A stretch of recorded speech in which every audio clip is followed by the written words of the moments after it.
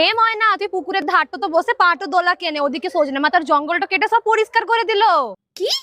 কে একটা সৌরের বাবু এসছে, বলছে জঙ্গলটা কেটে ফ্যাক্টরিটা হবে বটে।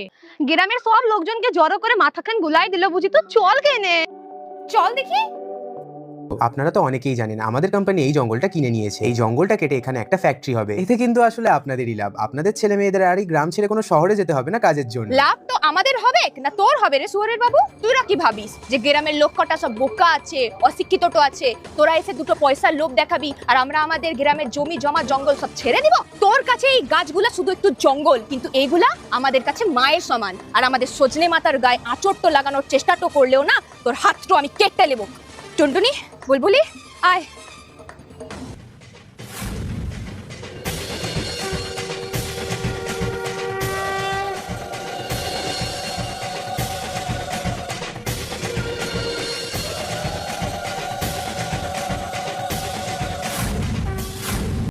সজনে মাতার সামনে সৌরে বাবু তোকে মালাটা পরিয়ে দিল?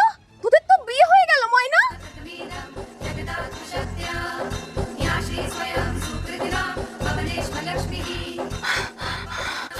হে সজনে মাতা, তুই আমার সাথে একটু কি টো করলি? তুই কি আমায় কোনো ইঙ্গিত তো দিতে চাইছিস?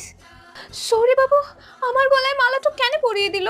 সে তো জানেও না যে আমাদের গ্রামে মালাটা পরালে বিয়ে হয়ে যায়। তুই আমাকে কি ইঙ্গিত তো দিতে চাইছিস? আমাকে বল, আমাকে বল, পথ দেখা মাতা।